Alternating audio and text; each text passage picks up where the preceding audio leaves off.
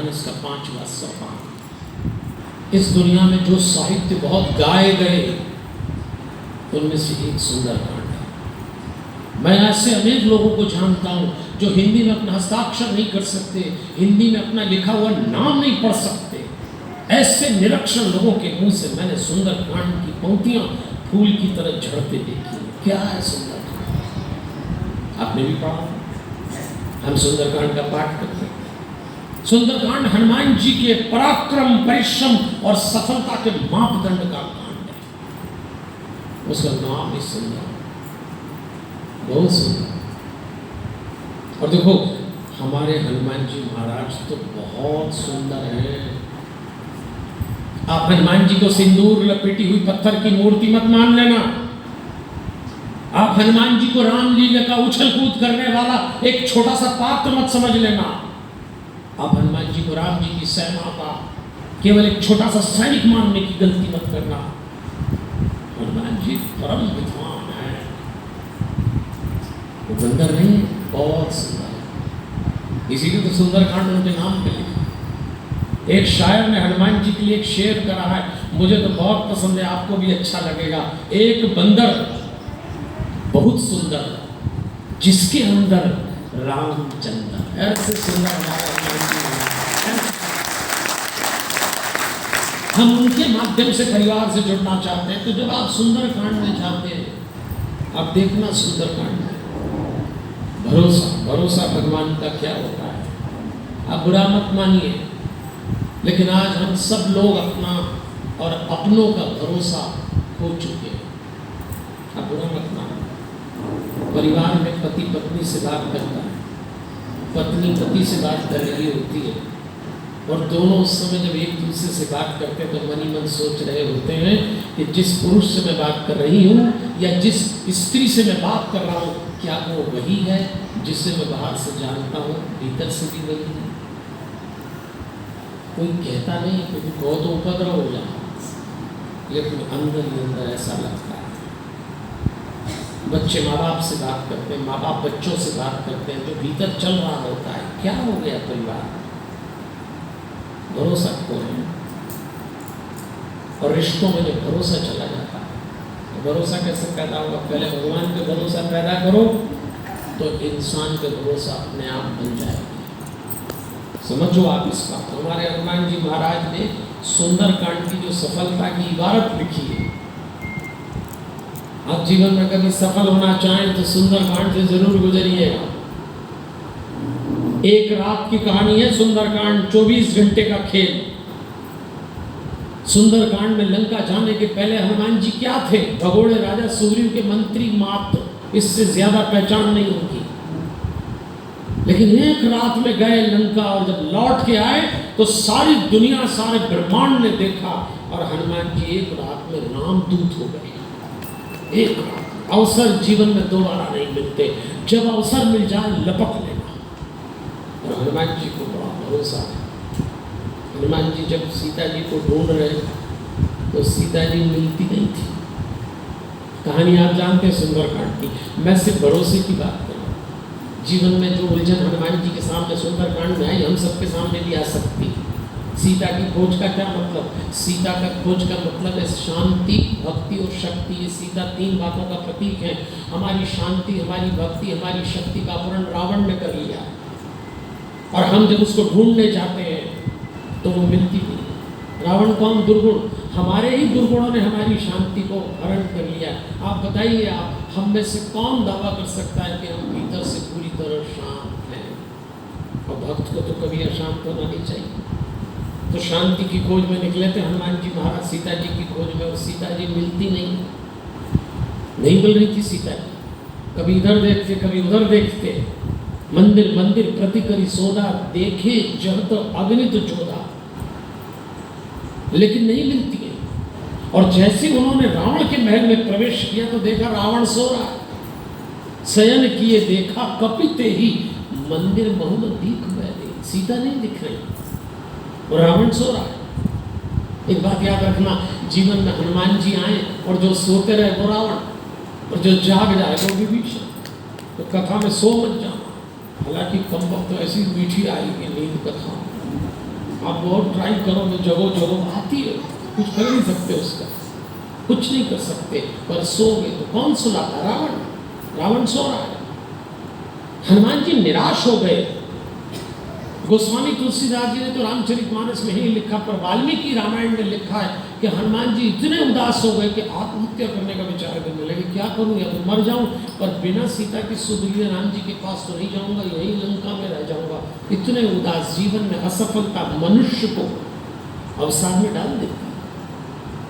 लेकिन फिर हनुमान जी को याद आया कि मनुष्य के पुरुषार्थ की एक सीमा है, जब वो पूरा हो जाए तो उसके बाद परमात्मा की कृपा की दुनिया शुरू होती है। हम सबके जीवन में यही है, एक सीमा के बाद आपको कोई और ताकत, जिसको अंग्रेजी में कॉस्मिक पावर कह ले, सुप्रीम पावर कह ले, हम तो भगवान मानते हैं, भगवान की कृपा आपके पुरुषार्थ के बाद होगी शुरू। तो हनुमान जी ने आंख बंद करके राम जी को याद किया, महाराज सब जगह ढूंढ लिया, कहीं मिलती नहीं है, अब मैं क्या करूं, अब मैं क्या करूं। उसी समय उनकी नजर पड़ी, भवन एक पुनि दीप सुहावा, हरि मंदिर कहाँ भिन्न बनावा। अचानक उनकी दृष्टि पड़ी कि लंका में एक भवन ऐसा है जिसमें भगवान का मंदिर अलग से बनाया गया है। हनुमान जी चौंक गए कि रावण ने तो आदेश दे रखा है कि दुनिया भर के मंदिरों को समाप्त करो, तो रावण की लंका में मंदिर कहां से आ गया? चौंकने वाली बात है। तो पास में गए और उसी समय देखा उन्होंने, तेज समय विभीषण जागा।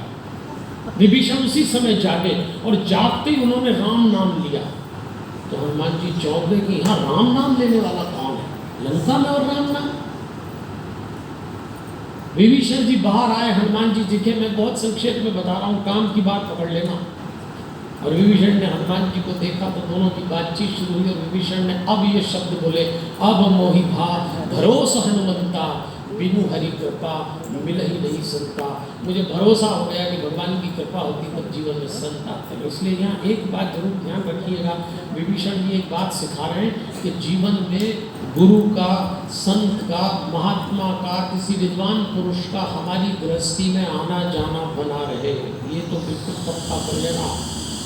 अगर अवसर मिले तो किसी महात्मा, किसी साधु, किसी गुरु को अपने घर में जरूर लाइए। हमारे घर में कोई साधु महात्मा है तो हम क्या करें, क्या करेंगे बताइए?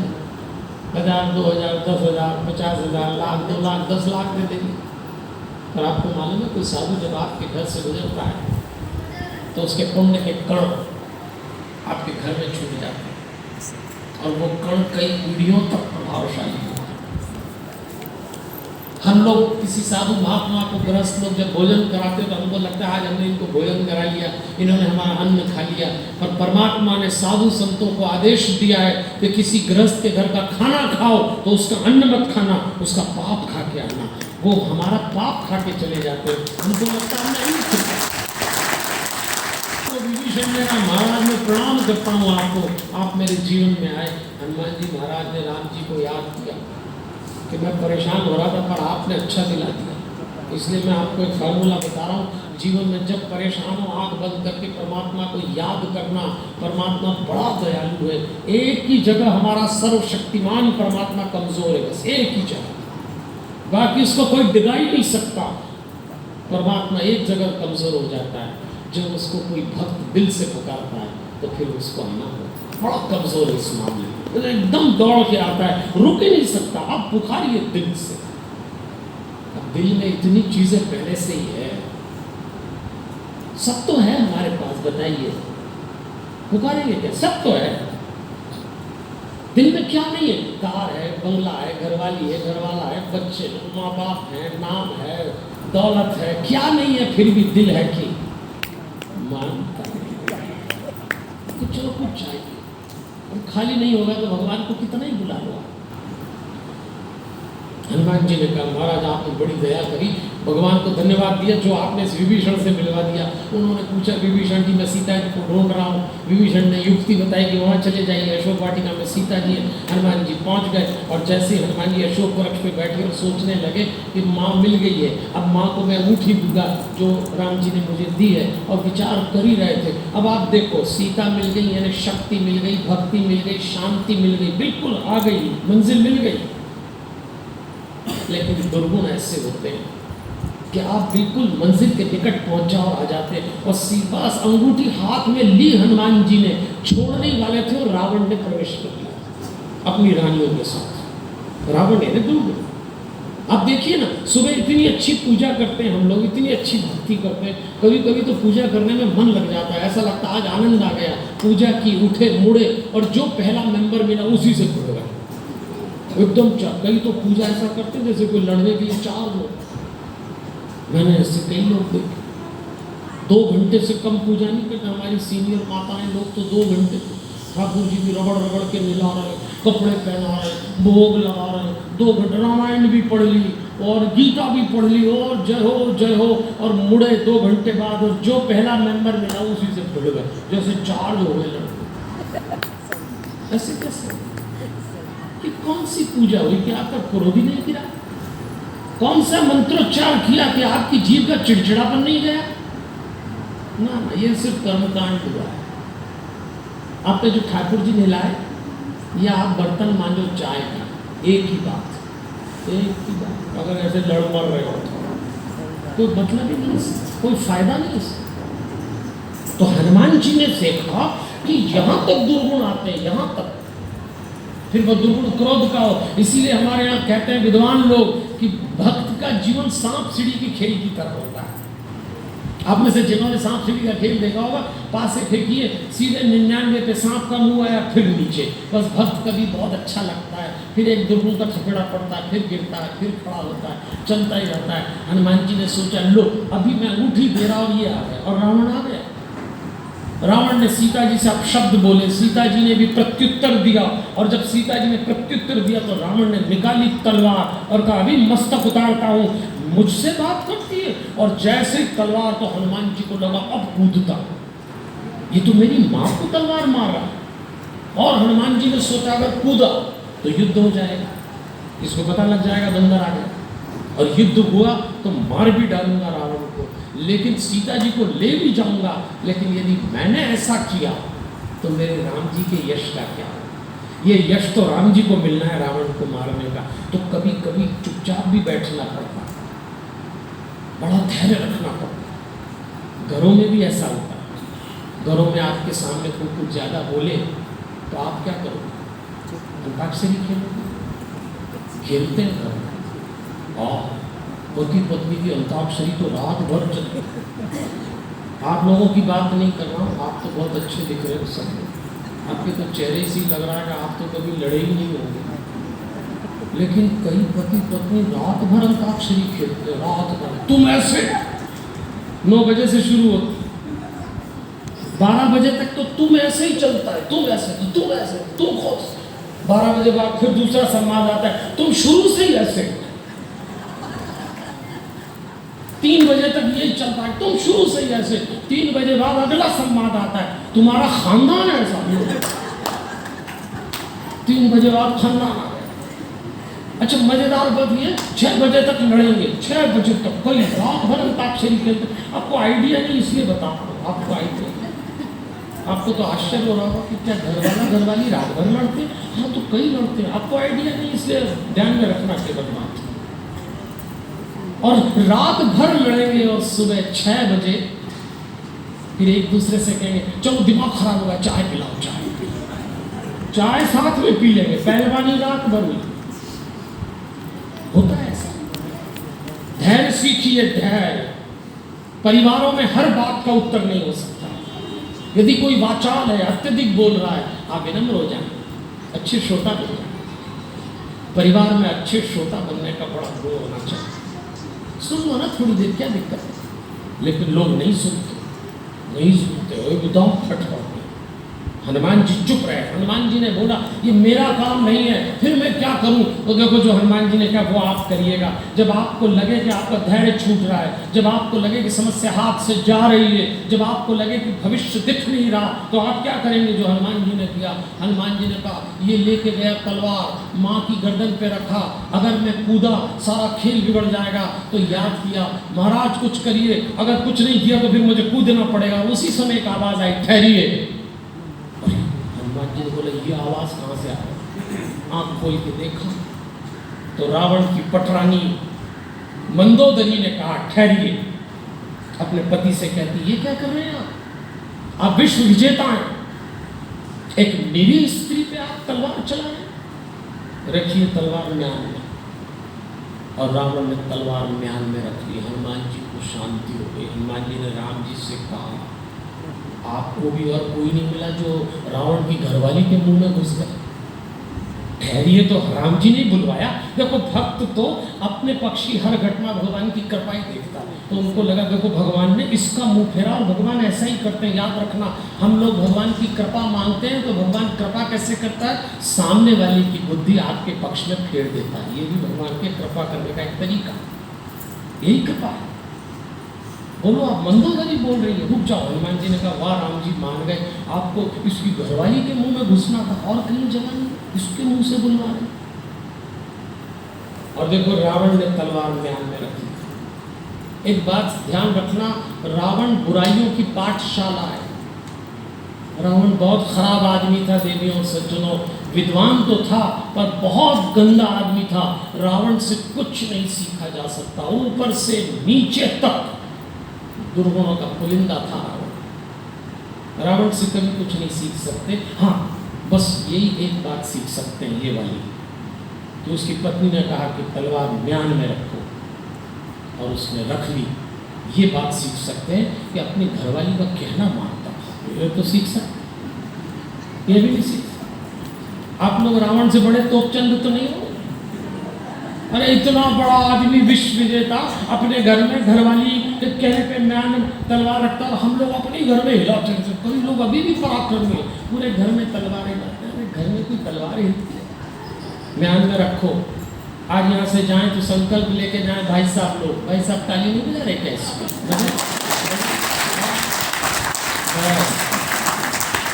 जिसने ताली बजाई उसने इस बात का समर्थन कर दिया कि आज के बाद हमारी तलवार म्यान में रहेगी घर में। आप लोगों को नहीं बोल रहा हूँ, आप तो चेहरे से ऐसे विनम्र और प्रेमिल समर्पित थे। आप तो कभी लड़े ही नहीं होंगे, आप तो अलग लोग हो, लेकिन लड़ते लोग अपने ही घर। ये तो सीख सकते।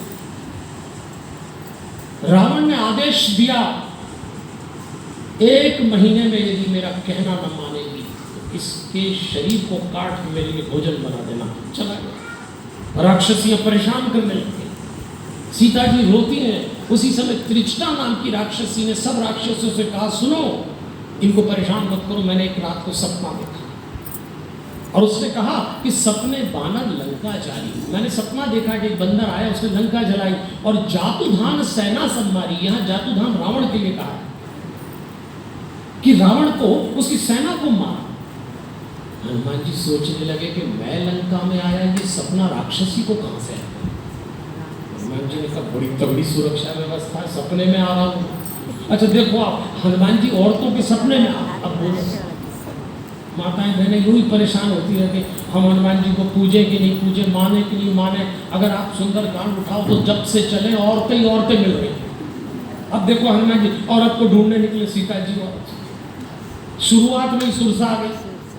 उससे निपटे के सिंहिका, उससे निपटे के लंकनी, उससे निपटे की त्रिजटा, उससे निपटे के मंदोदरी। अब इतनी औरतें। और फिर लोग क्या है, इसलिए हम तो लोगों से कहते हैं देखो भैया मैं बहुत कथाएं करता हूँ तो लोग कई बार माताएं बहनें मुझसे पूछती कि हनुमान जी को हम स्त्रियाँ पूज सकती हैं कि नहीं पूज सकते। ऐसा कई माताएं बहनें मुझसे पूछती हैं। तो मैं हमेशा एक बात कहता हूँ, हनुमान जी स्त्री पुरुष का भेद नहीं मानते। हनुमान जी एक ही नाता मानते हैं, वो है भक्ति का नाता। आप हनुमान जी से कोई रिश्ता बनाइए। हनुमान जी रिश्तों का निर्वहन करने वाले देवता हैं। हम तो राखी के एक दिन पहले इंदौर से कार्यक्रम करते हैं, उसमें हजारों लाखों माताओं से निवेदन करते हैं कि राखी के दिन एक धागा आपको जिसको बांधना है बांधो, पर हनुमान जी को जरूर चढ़ाना, फिर देखना रक्षा क्या होती है आपकी और सुरक्षा क्या होती है। हनुमान जी को रिश्ता, हनुमान जी को भाई बनाए। और हम तो कहते हैं कि अगर आपने हनुमान जी को भाई बना लिया तो ऐसे साले की बहन से कोई जीजा पंगा नहीं लेगा। हाँ, आपकी 50% प्रॉब्लम सॉल्व। हाँ, आपको ज़्यादा दिक्कत हो तो हनुमान जी से कहना कि तुम्हारे जीजा जी ठीक नहीं चलते आजकल। ये दुनिया का एकमात्र साला है जिससे जीजा घबराया इतना। इसलिए हनुमान जी से रिश्ता नहीं, स्त्री पुरुष का भेद नहीं मानते। हनुमान जी ने विचार किया क्या करूं। माँ को अंगूठी दी, त्रिजटा की बात को सुन ली, राक्षसी चली गई। सीता जी ने त्रिजटा से कहा था कि मैं मरना चाहती। आप सोचिए, कोई डीप डिप्रेशन में होता है ना, तब मरने की बात करता है। ध्यान देना, अवसाद चरम पे चला जाए तो मनुष्य आत्मघात की सोचता है। सीता जी डीप डिप्रेशन में थी, मरने की बात कर रही थी। राम जी की पत्नी, राजा जनक की बेटी डिप्रेशन में आ गई। सोच के कि इतनी बड़ी बात, आज हम लोगों के जीवन में अगर डिप्रेशन, उदासी, निराशा, बेचैनी आ जाए तो हम लोग डर जाते हैं। घबराइए मत। आजकल तो ये डिप्रेशन अगर सीता जी को हो सकता है तो हम में से किसी को भी हो सकता है।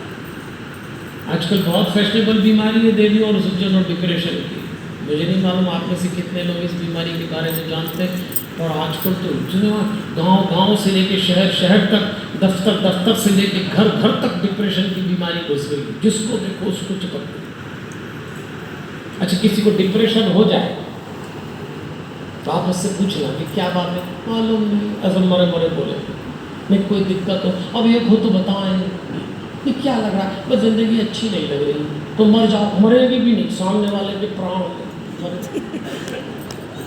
भगवान न करे कभी किसी को डिप्रेशन हो जाए, पर कभी किसी घर में किसी पत्नी को डिप्रेशन हो जाता।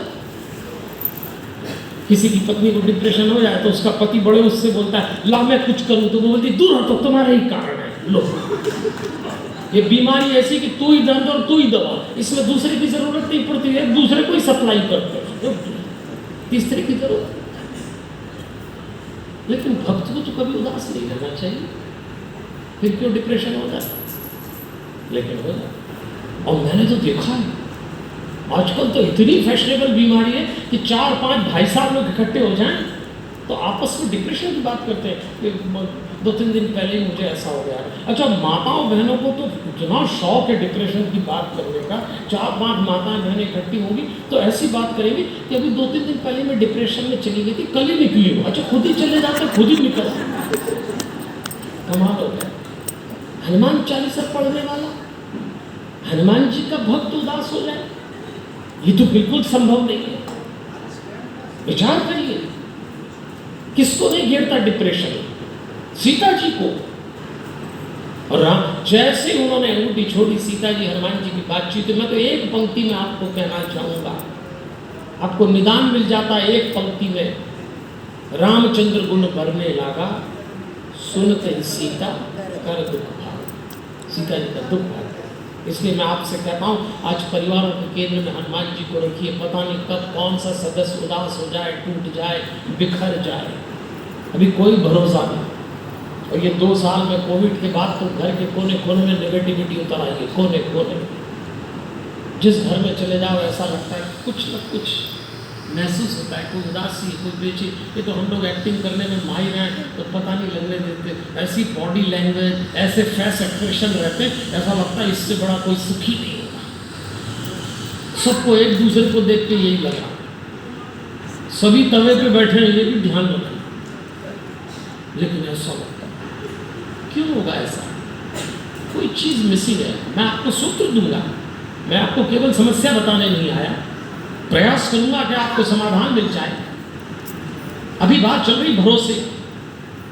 सीता जी को आश्वस्त करते हैं हनुमान जी महाराज और कहते हैं माँ मुझे भूख लगी। वो कहती है अशोक वाटिका में निशिचर रक्षक हैं, तुम सावधान रहना। हनुमान जी ने कहा मैं तो कर लूँगा। और हनुमान जी सबको मार पीट के पहुंच गए। रावण के बेटे अक्षय कुमार को मारा, इंद्रजीत ने बांधा, ब्रह्मास्त्र से बंध गए। और जब रावण के सामने पहुंचे तो ब्रह्मास्त्र खोला, और जब हनुमान जी ने रावण की आंख में आंख डाल के बातचीत शुरू की तो रावण ने अपने जीवन में पहली बार कोई ऐसा व्यक्ति देखा जो आंख से आंख मिला के बात कर रहा, रावण था। और हनुमान जी ने निगाह डाली तो रावण का जो राजसभा थी उसमें यम, वरुण, कुबेर, इंद्र नीचे गर्दन करके खड़े रहते थे। इतना आतंक था रावण का कि उसने गणेश जी को पंचांग देखने की नौकरी दे रखी थी। उसके यहाँ रसोइये का काम करते थे अग्नि देवता, झाड़ू लगवाता था वरुण देवता से रावण। ऐसा आतंक, मृत्यु उसके आंगन में नृत्य करती थी, इतना आतंक। और आज रावण ने देखा कोई खड़ा है, वो हनुमान जी थे। हनुमान जी समझाते हैं रावण को, समझ नहीं आती रावण। और उसी समय रावण को ध्यान आया मेरे बेटे अक्षय कुमार को मारा, तो तुरंत आदेश दिया सैनिकों को इसका वध कर दो। सैनिक दौड़े। हनुमान जी ने विचार किया कि ये सैनिक दौड़ रहे मेरी तरफ, अब ये मुझे मारेंगे तो फिर मैं तो चुपचाप तो रहूँगा नहीं, और फिर युद्ध होगा, और फिर युद्ध होगा तो फिर झंझट होगी, ये सब निपटा के चला जाऊँगा। हो सकता है रावण को ही मार दूँ, पर ये तो मेरा काम नहीं है। तो तुरंत आँख बंद करके राम जी से बोले, राम जी महाराज ये फिर उल्टा काम हो गया, अब ये मुझे फिर मारने आ रहे हैं, आप कुछ करिए, आप कुछ करिए, और नहीं तो फिर लड़ाई हो जाएगी। इसी को कहता हूँ भरोसा। देखो तीव्रता से परमात्मा को स्मरण किया और उसी समय एक आवाज़ आई, ठहरिए। और हनुमान जी ने बोला ये ठहरिए आवाज़ बड़ी जोरदार आती, ये कहाँ से आई इस बात? तो देखा विभीषण चले आए। हनुमान जी ने कहा इस बार भाई के मुंह में घुस गया। विभीषण कह रहा है ठहरिए। हनुमान जी सोचने लगे तो कमाल हो गया। रावण ने कहा क्या बात है? विभीषण ने कहा दूध को नहीं मारा जाता। हनुमान जी ने कहा देखो मेरे भगवान ने बुद्धि फेर दी, यही करते हैं भगवान, कभी भरोसा मत छोड़ना, आपके हित में सामने वाले की बुद्धि बदलेंगे भगवान, ये भगवान का ढंग है कृपा करने। और विभीषण आ गए, रावण ने बात मानी। हनुमान जी ने कहा ये बढ़िया, लेकिन रावण तो रावण ने एक नंबर का दुष्ट। उसने कहा तो ठीक है, दूध का वध नहीं करते तो अब क्या करें, नया दंड देंगे। हनुमान जी को लगा ये दुष्ट पता नहीं कौन सा दंड देगा। सोचने लगे, भगवान को याद किया, ऊट पटांग दंड न दे दे। और हनुमान जी को पक्का भरोसा था कि अब ये जो दंड देगा वो दंड ये होगा कि इसके नाक कान काट दो, क्योंकि थोड़ी देर पहले लक्ष्मण जी ने इसकी बहन के नाक कान काटे, तो बहन के काटे तो ये मेरे कटवाएगा, पक्की बात है। समझदारी भी यही थी। और हनुमान जी को लगा नाक कान तो नहीं कटवाऊंगा, फिर लड़ाई होगी। तो फिर याद किया भगवान कुछ करो, और जैसे ही भगवान को याद किया तो रावण के मुंह से निकला कि बंदर को अपनी पूंछ में बड़ी ममता होती है, इसकी पूंछ में आग लगा दो। अरे हनुमान जी ने कहा, वो त्रिजटा कह रही थी सपने बांगर लंका जा रही, वो सपने में वो सुना रही थी कि मैं लंका जलाऊंगा, और मुझे तो जामवंत ने मना किया था कि उठा पटक बिल्कुल मत करना, और अपने पास तो माचिस की तीली तक नहीं। और वो कह रही है त्रिजटा सपने में लंका जलाऊंगा। और जैसे उसने कहा इसकी पूंछ में आग लगाओ, हनुमान जी ने कहा ये बढ़िया काम है, रेडीमेड आइटम तैयार हो रहा है, अपने को तो कुछ करना ही नहीं। सचमुच हनुमान जी को क्या करना। देखो हनुमान जी ने राम जी से कहा अच्छी बुद्धि, देखो रावण की बुद्धि फेर दी। ये मूर्खतापूर्ण निर्णय था रावण का कि इनकी पूंछ में आग लगाओ।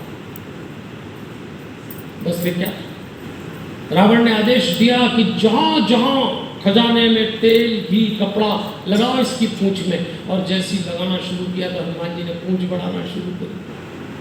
थोड़ी देर में मंत्री लोग आए, रावण से कहा महाराज एक समस्या हो गई। क्या क्या समस्या हो गई? बोले खजाने में न तेल बचा, न घी, न कपड़े। रावण ने कहा इतनी बड़ी पूंछ? हाँ बोले इतनी बड़ी। तो रावण ने कहा आदेश दो कि लंका में जितने घर हैं हर घर से तेल घी और कपड़ा हर घर से बुलवाओ। घर घर से तेल घी कपड़े आए, लगाते गए, लेकिन पूंछ छोटी नहीं होती। तब मंत्री लोगों ने रावण से कहा महाराज किसी घर में न तेल बचा, न घी, न कपड़े, लंका के सारे ही कपड़े लग गए, बचे नहीं। अपन लोग जो पहने यही बचे, आपको तो ये भी उतार के लगा। अरे रावण ने कहा ये तो बड़ी बड़ी मुसीबत हो गई भाई, तो कहा लगाओ। और जैसे ही आग लगी, देखो हमारे हनुमान जी ने एक बात सिखाई, राम काम करने निकले हो, हनुमान जी के ऊपर राक्षसों ने लात मारी, धूल उड़ाई, धक्का दिया और हनुमान जी के ऊपर थूका था। ऊपर से नीचे तक राक्षसों ने हनुमान जी को धूल से भर दिया, पर हनुमान जी कुछ नहीं बोले। और जैसी आग लगी तब हनुमान जी बोले, तुम लोगों को जो भी करना था तुमने कर दिया, मेरा समय शुरू होता है अब। नींबू की चढ़े हुए कभी कलम और उछलते चढ़ गए। एक बात हनुमान जी ने सिखाई, यदि राम काम करने निकले हो तो छोटी मोटी बातों से बाधा नहीं होना चाहिए। किसी ने लात मारी, किसी ने थूक, किसी ने कुछ कह दिया, किसी ने कुछ बोल दिया, अरे भक्त छोटी मोटी बातों से नहीं कर रहा, अपनी यात्रा करिए। आज हमारे घर में कलह का कारण क्या है? कोई बड़ा मुद्दा नहीं होता, छोटे छोटे होते हैं, छोटे छोटे। कभी कभी तो इतने छोटे होते हैं कि उसका समाधान भी नहीं निकल सकता। कुछ लोगों के घर में तो ऐसे झगड़े हो जाते, लोग तुमने तो हमें देखा ही नहीं, अब उसी में लड़ा, अब इसका क्या करें? तुमने तो हमें देखा ही नहीं, मैं 2-3 दिन मूड खराब हो जाता है। आप लोगों की बात नहीं करो। कई घरों में तो इसी बात की लड़ाई कि कभी सीधे मुंह बोलते ही नहीं। अब सीधा मुंह बोलना क्या होता है? सामने वाले को समझ ही नहीं आता कि मुंह कहां से टेढ़ा हो गया मेरा। कभी कोई आदमी जरा घर में ज्यादा खुश हो, बेचारा प्रसन्न हो, तो भी घर के लोग पूछते क्या बात है, आजकल कुछ ज्यादा ही खिलते लोग। अब जवाब दे दो, इन बातों का कोई उत्तर नहीं है। छोटी छोटी बातों में कब तक उलझो? हनुमान जी ने सिखाया है, छोड़ो, हम राम काम करने निकले। और जैसे ही आग लगी, हनुमान जी चढ़े अटारी पे और एक के बाद एक, और क्या लंका जलाइए। मैं तो आजकल के बच्चों से कहता हूँ, मैनेजमेंट सीखना हो तो हनुमान जी से सीखो। उलटी पुलटी लंका सब जाए। माताएं पहले जब रोटी पराठा पूड़ी तलती है ना, तो अच्छी ढंग से तलने को जानती, उलट पुलट करना पड़ता है। क्या सेकी थी लंका, उलटी पुलटी, जैसे रोटी सेक रहे पराठा, ऐसी सेकी रावण की लंका, ये ले तैयार कर दी। और सबसे बढ़कर लंका सब जारी। ये सब शब्द बड़ा प्यारा है, सब मतलब 100%। मित्रों, आज 99 का कोई काम नहीं पूछा जाएगा, ये 100% का टाइम है। जम के झोंक के रिजल्ट दो, पूरा रिजल्ट, पूरा परिश्रम करो। ऐसी लंका जलाई, हाहाकार मच गया, सब घबरा गए। और बाद में हनुमान जी लंका जला के जब वापस सीता जी के पास जा रहे थे पूछ बुझा के, तो प्रेस वाले पहुंच गए। ये मीडिया वाले पहुंच जाते हैं कि ये डंडा हनुमान जी का इंटरव्यू कि हनुमान जी एक बात बताइए, आपने लंका जलाई? हनुमान जी ने कहा हमने नहीं जलाई। अरे क्या बात कर रहे हैं, सब दिख रहा होगा, तुम्हें दिख रहा होगा, हमने जलाई। आप तो बिल्कुल साफ झूठ बोल रहे हैं। हाँ बोला। हनुमान जी ने कहा मैंने तो लंका जलाई भी नहीं। तो कैसे जली? तो उन्होंने कहा लंका जली रावण के पाप से, लंका जड़ी है सीता जी के ताप से, लंका जली है विभीषण के जाप से, और बची हुई लंका जली है मेरे बाप से। हवा चलने लगी, हनुमान जी ने कहा अपन ने तो कुछ किया ही नहीं, सब कुछ सेल्फ कंट्रोल था। हम तो इधर उधर कूदते रहे, अब आग लग गई पूछ में, तो कूदे नहीं कूदे, समुद्र तक जाने के लिए कूदे। तो मीडिया वाले उन्होंने कहा अरे हनुमान जी घुमाओ मत, आपको तकलीफ रावण से थी तो आप रावण का महल जलाते, आपने लंका के घर क्यों जलाए? उलटी पुलटी लंका सब जारी, तो लोगों के घर क्यों जला दिया आपने? हनुमान जी ने बोला मैंने तो नहीं जलाया भाई, मैं तो एक नियम जानता हूँ संसार का। अच्छा, अपन लोगों के यहाँ भी मोहल्ले में गणेश उत्सव होता है, दुर्गा उत्सव होता है, तो जिस जिस घर से चंदा आता है आप उस घर प्रसाद देते हो। हनुमान जी ने बोला जिधर जिधर से तेल घी आया उधर उधर से प्रसाद दे दिया। हमारे हनुमान जी बिल्कुल साफ काम करते, उलझने का काम है भी नहीं उनके पास, और सीता को आश्वस्त करके लौटाए। इसलिए मैं आपसे निवेदन करूंगा, अपने परिवार के केंद्र में हनुमान जी को रखिए। देवियों और सज्जनों, मैं बहुत कथाएं करता हूँ, 14-15 वर्ष हो गए मुझे यही काम करते करते, कोई काम नहीं, बस यही करता हूँ। तो जब मैं लगातार कथाएं करता रहा, 4-5 साल पहले की बात है, तो मैंने देखा कि लोग हमारी कथा बड़े उससे सुनते हैं, गर्दन तो ऐसी हिलाते जैसे आज ही मोक्ष हो जाए, ऐसी सुन। और कथा के बाद हमारी यहीं झाड़ के चले जाते, यूरोप में यहीं बाहर तक भी नहीं ले जाते, यहीं झाड़ देते। इतनी कथाएं सुनने के बाद लोग उदास हैं। मैंने भक्तों को उदास देखा, भक्तों को चिड़चिड़ा देखा, भक्तों को लड़ते देखा, भक्तों को डिप्रेशन में देखा, तो मुझे बड़ा आश्चर्य होता है कोई भक्त कैसे उदास हो सकता है? जो हनुमान चालीसा पढ़े है वो उदास हो जाए, आश्चर्य की बात। तो हमने विचार किया कि क्यों न कुछ ऐसा किया जाए। तो हमने कोर्स बनाया। मैं उज्जैन में रहता हूँ, एक शांतन नाम का हमारा छोटा सा हनुमान चालीसा का ध्यान केंद्र है। आप कभी गूगल पे डालेंगे तो मिलेगा। हमने अपने आश्रम का नाम शांतम रखा है। क्यों? क्योंकि सुंदरकांड की पहली पंक्ति का पहला शब्द शांतम, शांतम शाश्वतम, वहीं से लिया। और जिन्हें शांति की तलाश हो वो एक बार ये कोर्स जरूर करें। 24 मिनट का कोर्स है, हमको सिखाने में 2 घंटे लगते हैं। आपको घर जाके 24 मिनट ही करना है। लेकिन जो हमसे जुड़े हैं बहुत प्यारे, बहुत प्यारे लोग, उनके पास 24 मिनट का भी टाइम है। तो हमने कहा भाई अब आपसे लड़ाई तो नहीं कर सकते, आपके पास 24 मिनट का टाइम है। तो हमने उस कोर्स को 6-6 मिनट के 4 कैप्सूल बना दिए। 6 मिनट तो कर सकते हैं। अरे क्या प्यारे लोग, वो हमसे कहते पंडित जी 6 मिनट भी नहीं निकाल पाए। व्हाट्सएप का मैसेज मिटाने में 15-20 मिनट भिड़े रहे। अपना माथा खाना हो या दूसरे का खाना आधा घंटा लगाएंगे, लेकिन 6 मिनट नहीं। तो हमने कहा कोई बात नहीं, आप लोगों से संबंध रखना है। हमने क्या किया कि 2 वक्त, सुबह उठना कैसे और शाम को सोना कैसे, ये कोर्स में डाल दिया, ड्रिल बना दिया।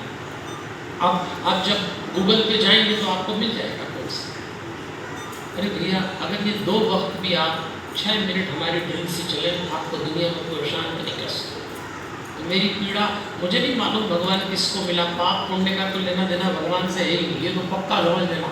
आप सोचो मंदिर दर्शन कर लें, कथा सुन लें, रामचरितमानस पढ़ लें, गीता पढ़ लें तो पाप कट जाएंगे। क्षमा चाहता हूँ, दुनिया में 2 बीज ऐसे जिनकी भ्रूण हत्या नहीं होती, पाप होएंगे पाप उगेगा, पुण्य होएंगे पुण्य होएगा। इसकी भ्रूण हत्या नहीं।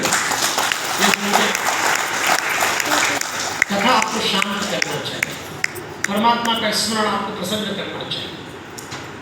कुछ ऐसे होना चाहिए कि जब आप यहाँ से आए और जब जाएं तो एकदम बदले हुए हो। देखिए हमारे हनुमान जी को जब लौटे, विचार करना आप, सुंदरकांड पढ़ना, जब लौटे तो बंदरों ने हनुमान जी को देखा तो कैसे लगे थे हनुमान जी? मुख प्रसन्न तन तेज विराज, चेहरे की प्रसन्नता, तन में तेज। क्योंकि हमारे हनुमान जी का नारा है, सुबह हो के शाम हो, अपनों से मिले कि गैरों से मिले, घर में हो के बाहर हो, जरा मुस्कुराइए, जरा मुस्कुराइए। हमारे हनुमान जी का नारा है, जरा मुस्कुराइए, जरा मुस्कुराइए, जरा मुस्कुराइए। आप ही लोगों से क्या 3 बार बोल दिया मैंने, जरा ऐसे बैठे जैसे हमारे उठावने की बैठक हो रही है। कल तो इतना सीरियस कथा सुना। अरे कथा भी कोई सीरियसली सुनता है क्या? आजकल लोग मैयत में सीरियसली नहीं जाते, आप कथा में सीरियस बैठे हो। आप किसी की शव यात्रा में पीछे चलना, कभी पीछे, तो जो लोग बात करते हैं उनको सुनना। अगर संडे के दिन अगर शव यात्रा निकल रही है तो पीछे वाले लोग पूरे टाइम यही बोलेंगे, कम को संडे को मरना था, संडे खराब कर दिया, संडे खराब। कोई सीरियस नहीं है, लोग उधर सीरियस नहीं। आप कथा ऐसे सुन रहे हैं, आप लोग कहीं तो ऐसे सीरियस सुन रहे हैं जैसे आए आखिरी दिन हम भी और आप भी। ऐसा कोई कथा से अगर आप स्वर्गीय जमुना प्रसाद सोनी जी की पुण्य स्मृति के कार्यक्रम में आए हैं तो आए हैं आपकी इच्छा, जाएंगे क्या लेकर? मुझे बताइए क्या लेके जाएंगे यहाँ से? तो मनीष जी, जिनको सब पिंटू जी कहते हैं, पिंटू भैया बड़े उदार हैं, तो भोजन की व्यवस्था कर दी तो प्रसादी लेके जाएंगे। तो लेके कल्प ले क्या आज के बाद अपने घर में कोई उदास नहीं। सुबह होकर शाम अपनों से मिले के घरों से मिले, घर में होकर बाहर जरा मुस्कुरा।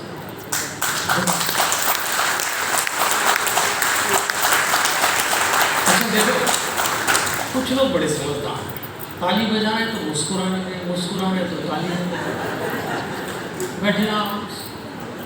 अच्छा, हमारी कथा में पति पत्नी, हमारी कथा बहुत बिगड़ा। अगर पति पत्नी जोड़े से आए तो हम देखते हैं एक ही ताली बजाता है, या तो घर वाला बजाता है। अच्छा, मैं आदमी से पूछता हूँ, आप ताली नहीं बजा रहे, बोले इसको काट मिल रहा है। कभी हम पत्नियों से पूछे, आप ताली नहीं बजा रहे, बोले ये भी तो कोई काम करे, ढेला काम नहीं करते, बजा दो इनको ताली। अरे बजाओ, दोनों बजाओ भैया, कथा में करते। और आज यहाँ से संकल्प लेके जाइए, कैसी भी स्थिति है मुस्कुराना नहीं छोड़े। देखो, मैंने आपसे कहा जरा मुस्कुराइए, आप भी मुस्कुरा दिए, पंडित पीछे पड़ा है, मुस्कुराइए।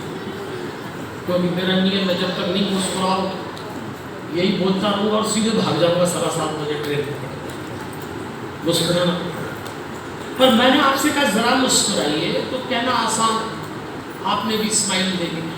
दूसरों से मुस्कुराना मुश्किल काम है। हाँ, घर के बाहर जाओ, जहाँ आप नौकरी करते हैं, व्यापार करते हैं, बाजार में मिलते जुलते, सबको देख के कितना मुस्कुराते हैं। आजकल तो कई नौकरियाँ मुस्कुराने की है, यही नौकरी कितना मुस्कुराते हैं बाहर। आप देखना, दिन भर मुस्कुराते हैं कई लोग। और ये दिन भर बाहर मुस्कुराने वाले लोग जब शाम को घर आते हैं, इनका चेहरा ऐसा लगता है जैसे मोहल्ले भर के 100 जूते मारे, ऐसा ऐसा लटका के आएंगे। अच्छा, घर के लोग पूछेंगे क्या बात है, अच्छा बड़े परेशान दिख रहे हो, तो और चिढ़ाएंगे, अरे क्या बात है, दिमाग खराब कर दिया, दिन भर परेशान है, तुम पूछ पूछ के परेशान हो, दूर हटो।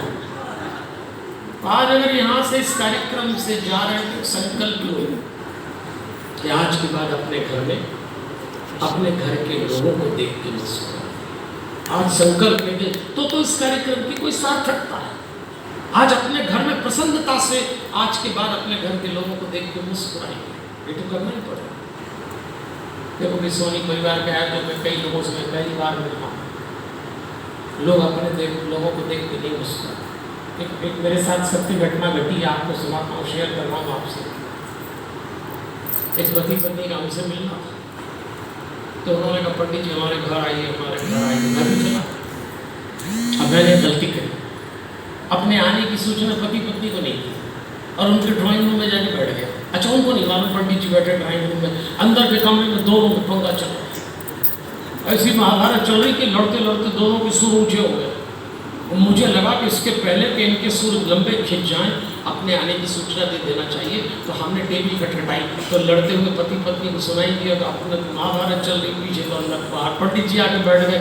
दोनों ने लड़ना बंद किया, दरवाजे का पर्दा हटाया, बाहर निकले, मुझे देखा और देखते मुस्कुरा दिए। मैंने कहा कमाल, लड़ना खुद के लिए और मुस्कुराना दूसरे के लिए, तो बिल्कुल गलत काम। ज्यादातर घरों में यही हो रहा है, दूसरों को देख के मुस्कुराते, अपने लोगों को देख के नहीं मुस्कुराते। तो आपसे मेरा आग्रह है, आज अगर इस प्रांगण में, ये दिव्य प्रांगण है, ये चार्ज एरिया है और एक दिव्य पुरुष को आप याद कर रहे हैं, तो आज एक संकल्प लेके जाना कि आज के बाद अपने घर में एंट्री लेते जो मेंबर मिलेगा, अगर आप जोड़े से आए हैं तो आज घर में घुसते एक दूसरे को देख के क्या करेंगे। ये भी पक्का है कि एक हाथ बीमार होकर गिर भी जाए, ये भी हो सकता है, तो नहीं बात है, लेकिन मुस्कुराना तो पड़ेगा। देखो, एक सवाल मैं पूछता हूँ कई जगह, बहुत दिन बाद ही मुझे ये सवाल याद आया, आपसे पूछा, जवाब अपने पास रखो। सवाल पूछ रहा हूँ कि, और सवाल ये है कि कितने लोग ऐसे जो सुबह सुबह जब अपने घर में उठते हैं और उठते जिस किसी का मुंह देखते हैं तो क्या उसको देख के मुस्कुराते हैं? एक सवाल है भाई साहब लोगों से, तो हमने सारी दुनिया में ये सवाल पूछा कि भाई साहब आप सुबह सुबह अपने घर में उठते और उठते ही भाभी जी का मुंह देखते, तो क्या आप भाभी जी को देख के मुस्कुराते? तो भाई साहब बोलते इसको देख के मुस्कुराओ तो माथे चढ़ जाएगी, लिफ्ट ले लेगी। अपनी घरवाली को देख के नहीं मुस्कुराते और पड़ोस की भाभी जी से इतना मीठा बात करते, बोलिए ना भाभी जी, कोई काम हो तो बताइए भाभी जी, हम किस दिन काम आएंगे, तेरे घर की लिस्ट नहीं निपट रही, भाभी जी की लिस्ट कमाल कर दिया। हाँ बताइए, ताली बजाओ। अच्छा चलो, भाई साहब लोगों की छोड़ो, हमने भाभी जी लोगों से भी पूछा, कभी भाई साहब आपको देख के नहीं मुस्कुराते? कोई बात नहीं, सुबह सुबह आप भाई साहब को देख कर मुस्कुरा लीजिए। तो भाभी जी बोलती है इनको देख, मेरी जिंदगी में रोना ही इनके नाम का है, दोनों ही निपट गए। जिस घर में पति पत्नी को या पत्नी पति को देख के नहीं मुस्कुराता, खुश नहीं रहता, उस घर में सबसे बड़ी कीमत बच्चे चुकाते हैं। जो बात मैं आपसे कहना चाहता हूँ, मुझे आप में कोई इंटरेस्ट नहीं। आप जितने यहाँ बैठे हैं ना, देखो यहाँ दो तरह के सफ़ेद बाल वाले बैठे हो। एक तो हमारी कथा में 80% तो सीनियर सिटीजन ही आते हैं। हम सफ़ेद बाल वाले हमारे परमानेंट आइटम है, वो कहीं भी आ जाते हैं। उनको वो जान तो रहता है कि वहाँ बैठे हो, यहीं बैठे। दो तरह के सफ़ेद बाल वाले होंगे, एक जिनके दिख रहे हैं सफ़ेद वो, और दूसरे वो होंगे। आप लोग बड़े समझदार, सब समझ जाते हैं। लेकिन मुझे आप में कोई इंटरेस्ट है भी नहीं, आप में कुछ नहीं हो सकता। हम बड़े बूढ़ों से पूछते हमारी कथा में क्यों आते? बोले फाइनल ईयर की तैयारी करना है। क्यों? बोले मोक्ष होने वाला। अरे कोई मोक्ष मिल रहा है क्या? इस कथाओं से मोक्ष मिलता तो फिर हम ही पहुंच जाते सबसे पहले। आप खुश रहना सीखिए। और जिस घर में पति पत्नी उदास हैं, लड़ रहे हैं, झगड़ रहे हैं, उस घर में सबसे बड़ी कीमत बच्चे चुकाते हैं। 15 साल बाद जिन बच्चों को समाज की, राष्ट्र की, परिवार की कमान सौंपना है, इन बच्चों को आप क्या दे रहे हैं? ये इस कथा का मकसद है। क्या दे रहे हैं आप? आज जिस घर में चले जाइए, लड़ते झगड़ते उदास, बुरा मत मानिए, अंडर करंट टेस्ट चल रहा है पति पत्नी, अंडर करंट। और एक गंभीर बात कहते धीरे धीरे हम समापन की ओर चल रहे हैं, मेरी बात पे विचार करिएगा। अगर आप पत्नी हैं तो माँ भी होगी, आप पिता हैं तो पति भी होंगे। ध्यान देना, अब समय गया कि आप बोल के, दबाव से, समझा कर बच्चों का लालन पालन करें। वो समय गया।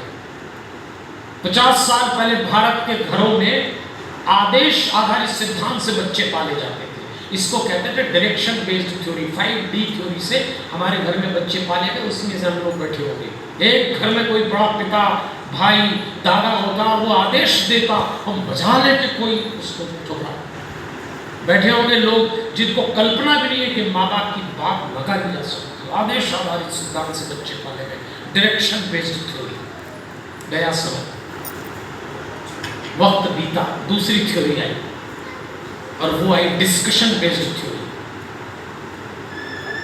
विचार विमर्श आधारित सिद्धांत। माँ बाप ने कुछ कहा, बच्चों ने कुछ बोला, चलो डिस्कशन हो गया, बच्चों ने मान लिया, वो थ्योरी भी गई। तीसरी D थ्योरी आई, डिबेट बेस्ड थ्योरी, वाद विवाद। माता पिता ने एक लाइन बोली, बच्चों ने दूसरी, और जबरदस्त विवाद चलता है, जबरदस्त, चुप ही नहीं होते कब बहुत। आप ही माथा कूट लो, वो नहीं चुप, विवाद चल रहा है, वाद विवाद। ये भी गया। डायरेक्शन बेस्ड थ्योरी गई, डिबेट डिस्कशन बेस्ड थ्योरी गई, डिबेट बेस्ड थ्योरी गई। एक और थ्योरी आई, डिनाय, इनकार करना। बच्चों को एक लाइन बोल के देखिए, नो नो तो ऐसे रखा जैसे भगवान ने स्कीम में दे दिया है। नो आप बोल के देखिए, नो, डिनाय करना। लेकिन सबसे खतरनाक समय आ चुका है। 5वीं थ्योरी, डाइवर्जन बेस्ड थ्योरी। बच्चे माँ बाप से डाइवर्ट हो गए। कई घरों में बच्चे अपने माँ बाप से कहने लग गए, प्लीज़ आप हमारे मामले में मत बोलिए, आप अपना काम हम अपना देख लेंगे। ये दिन आ गए, ये दिन देखा है। क्यों आए ये दिन? मेरे पास तो बहुत माता पिता आते हैं, बहुत माता पिता आते हैं, कहते पंडित जी बच्चे जिद्दी हो गए, चीज़ें फेंकते हैं, चीज़ें तोड़ते हैं, कहना नहीं मानते, आप कुछ करिए। हमसे बहुत बोलते हैं लोग ऐसे। कहीं तो हमें कहते हैं आप तो हमारे घर आ जाओ पंडित जी एक बार। हम पूछते उससे क्या हुआ? नहीं आपके चरण पड़ जाएंगे। लोग हमारे चरण पड़ने से तुम्हारा अच्छा होता तो फिर कुछ हो रहा है क्या? कहीं तो बच्चे पकड़ के ले आते हैं हमारे पास, पंडित जी इसके सिर पे हाथ फेर दीजिए। हम पूछते इससे क्या होगा? इसको अकल आ जाएगी। अरे वाह, कबाड़ा तुम करो, अकल हमसे फिरवाओ। और मेरे हाथ फेरने से यदि तुम्हारे बच्चे को अकल आती तो हम हाथ फेरने की फैक्ट्री डाल लेते, कतरे काय को कटा, इससे ज्यादा कमाते। कबड़ा आप कर रहे हैं और कहाँ कर रहे हैं, सुनिए और दूर करिए। ये आयोजन इसीलिए दूर करिए इस बात को कि बच्चे अब समझाइश से तो नहीं सुधर सकते, आप कंट्रोल नहीं कर सकते, उनका पूरा ग्रोन अप सिस्टम ऐसा हो गया, फिर क्या कर सकते हैं। अब बच्चे पाले जाएंगे theory of vibration, theory of waves, तरंग आधारित सिद्धांत पे बच्चे पाले जाएंगे। माँ बाप, डीएनए साइंस कहता है कि माता पिता के शरीर से 24 घंटे जो वो वाइब्रेशन निकलते हैं, बच्चे उसको कैच करते हैं। अगर आपके शरीर से निकलने वाली वाइब्रेशन नेगेटिव है तो बच्चे नेगेटिव। बुरा मत मानना, औलाद माँ बाप का आईना होती है। मनोवैज्ञानिक लोग कहते हैं यदि बच्चा जिद्दी है तो उसकी माँ उदास होगी। बात सुन लेना, यदि बच्चा जिद्दी है तो माँ भीतर से उदास होगी, और यदि बच्चा आक्रोशित स्वभाव का है तो उसका बाप आवेशित होगा। कोई बच्चा अपना स्वभाव नहीं लाता, माँ बाप का दिया है, आप ही का आईना है, आप देख लो। लेकिन लोग कमाल करते हैं, जिंदगी भर गालिब हम ये भूल करते रहे, धूल चेहरे पे जमी थी, आईना साफ करते रहे। सब बच्चों पे टूट पड़े, सब बच्चों पे टूट पड़े, बच्चे ऐसे, उनके पास जो नेगेटिविटी आई वो कहाँ से आई है? क्योंकि जब आप माँ हैं तो पत्नी की, पिता हैं तो पति की, और दुनिया की कोई पत्नी पॉजिटिव नहीं हो सकती, और दुनिया का कोई पति भीतर से शांत नहीं हो सकता। इन दोनों के भीतर उथल पुथल चढ़ाई करती है। अब इस रिश्ते पे अभी मैं बहुत नहीं बोलूँगा, पर ये रिश्ता ऐसा है, इसमें मतभेद, इसमें एक दूसरे के प्रति कुछ ना कुछ चलते रहना, खटर पटर हो गई होगा। क्योंकि हस्बैंड वाइफ जब बनते हो आप, तो ये भी एक निराला ही काम है भारत में। 25 साल एक औरत एक बच्ची घर में किसी दूसरे घर में पलती है, 25 साल एक पुरुष दूसरे घर में, फिर उन दोनों की शादी करा देते हैं। 25 साल बिल्कुल अलग, बड़े पढ़े लिखे, और 25 साल में बाद एकदम शादी कर दी, और दोनों ही कोशिश करते हैं कि 25 दिन में मेरे जैसी हो जाए या मेरे जैसा हो जाए। तो कोई हो रहा है तो मतभेद आएंगे। लेकिन आप पत्नी के रूप में अपने पति से कोई ना कोई डिस्प्यूट, डिफरेंस, डिमांड होंगी, लेकिन जैसी माँ बने अपने बच्चों के सामने, अगर माँ बन के आ रही हो, तो अंग्रेजी में एक शब्द है, मैनेजमेंट में उसको बहुत यूज़ करते हैं, स्विच ओवर। स्विच ओवर होने की कला आना चाहिए। तुरंत माँ बनते ही अपने भीतर की पत्नी को डिसएपीयर करिए तो आपके वाइब्रेशन पॉजिटिव हो जाएंगे। तुरंत पिता बनते ही अपने भीतर के पति को डिसएपीयर करिए, आप एकदम काम डाउन हो जाएंगे। ये विज्ञान है, इस पर विचार करिए। मैं आपको कथा सुनाने नहीं आया, कथा मुझे आती भी नहीं है, लेकिन मैं हनुमान जी का भक्त हूँ। मेरा उद्देश्य है कि भारत के घरों में इन बच्चों को जो श्रेष्ठ दिया जा सकता है वो दिया जाना चाहिए, और वो माँ बाप ही दे पाएंगे। इसलिए हमने वो कोर्स बनाया, इसलिए हनुमान जी को केंद्र में रखा। तो मेरा अनुरोध है आपसे कि अपने घरों में सामूहिक हनुमान चालीसा करें, और केवल बोल बोल के न करें। दो ढंग से हनुमान चालीसा की जा सकती है। एक तो हनुमत हवन करते हुए गाय के कंडे ले लें, उसमें कपूर रखें बीच में, गाय का घी लीजिए। गाय का घी और गाय के कंडे से अधिक पॉजिटिविटी इस दुनिया में किसी में, और 43 आहुति दे दीजिए। जय हनुमान ज्ञान गुण सागर, जय कपीश लोग जागर स्वाहा, रामदूत कबल घामांजलि पुत्र पवन सुत नामा स्वाहा। 3.5 मिनट में हवन पूरा। 1 मिनट बाद उसकी अग्नि शांत हुई तो धुनी निकली, और वो धुनी पूरे घर में घुमाई है। अचानक पॉजिटिविटी पाई, और कमर सीधी करके जब गहरी सांस लें, जिसको अंग्रेजी में इनहेल कहते हैं, तो उस सांस के साथ 1 चौपाई कट पेस्ट करके घोल के भीतर नाभि तक ले जाएं, दूसरी सांस बाहर ले जाएं। ये प्रयोग करिए। हमारे पास समय की सीमा है, मुझे तुरंत जाकर ट्रेन पकड़ना है, लेकिन आप मान के चलिए कि तभी आपके शरीर से वाइब्रेशन पॉजिटिव आएंगे। सोच समझ के अच्छे से करिएगा। एक बार एक पति पत्नी मेरे पास आए, अंत में एक बात सुनाना चाहूँगा, समझ के हनुमान चालीसा करना। और उन्होंने आके कहा कि पंडित जी हम दोनों में बहुत मतभेद बढ़ गए, और यदि ऐसा ही पंगा चलता रहा तो 6 महीने में कोर्ट में जाना पड़ेगा। अरे हमने कहा भाई, जो रिश्ता पंडितों के उच्चारण से होता, मंत्रोच्चार से, वो वकील की दलील से खत्म नहीं होना चाहिए। थोड़ा धैर्य रखो। हमने कहा क्या करें? अच्छा हमारे पास तो एक इलाज है। हमने कहा पति पत्नी एकांत में बैठ के हनुमान चालीसा पढ़े। अब से भी क्या है? तो उन्होंने कहा उससे क्या होगा? उससे आपका लेवल ऑफ अंडरस्टैंडिंग क्रिएट हो जाएगा, एक समझ पैदा हो जाएगी। तो वो चले गए। 6 महीने बाद वो आदमी मेरे पास आया। मैंने कहा तुम्हारा निपट गया? अरे बोली क्या निपट गया? आपकी हनुमान चालीसा के चक्कर में हमारा पंगा और बढ़ गया। अरे हमने कहा ऐसे कैसे हो गया? मैंने कहा आप हनुमान चालीसा पढ़ते हो? बोले हाँ मैं पढ़ता हूँ। मैंने कहा आपकी पत्नी? बोले वो तो और ज्यादा पढ़ती है, आप पे बड़ा भरोसा रखती है, और जब से आपने उससे कहा है वो और हनुमान चालीसा पढ़ने लगी। तो मैंने कहा फिर कैसे पंगा हो गया? तब उसने बताया मुझे कि जब से आपने मेरी पत्नी से कहा है हनुमान चालीसा पढ़ा करो, और जब भी रात को अकेले में मैं उसके पास जाता हूँ, मुझको देख के वो हनुमान चालीसा की एक ही चौपाई पढ़ती है, भूत पिशाच निकट नहीं आ रहे, अब ऐसे नहीं पढ़ना हनुमान चालीसा सोच समझ के। और ये जो मुस्कान चेहरे पे दिख रही है घर तक जाना चाहिए, और आज के बाद पूरे टाइम चले। आपको मैंने मंत्र दे दिया, कोई पंगा हो भूत पिशाच तुम समझ। मैं फिर आपसे कहूँगा, अभी जब कार्यक्रम का संचालन और पूर्व उद्बोधन दे रहे थे पंडित सुरेश चंद्र शर्मा जी, तो उन्होंने एक बात बोली कि अनूठा कार्यक्रम है कि आपने पितरों का पुण्य स्मरण ऐसे आयोजन सचमुच अनूठा है। माता जी, सरिता जी, डॉक्टर नेहा जी, मनीष जी और उनके परिवार के प्रत्येक सदस्य ने जो ये गठन किया अनूठा, मैं बहुत प्रसन्न हूँ।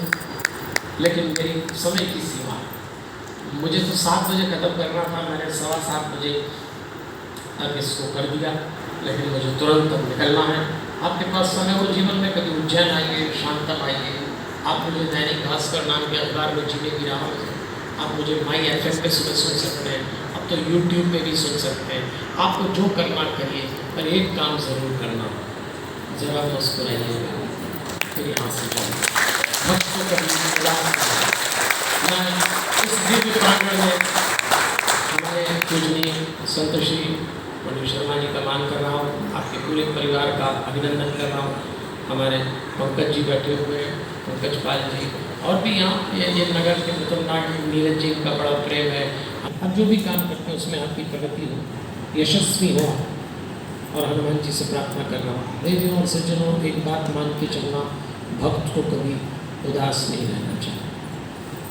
घर में कई चुनौतियाँ आती हैं, रिश्ते निभाना आसान काम नहीं है। रिश्ते टूट गए तो क्या, अनुबंध अभी बाकी है, चंदन तो तुमने पहुँच लिया, सुगंध अभी बाकी है।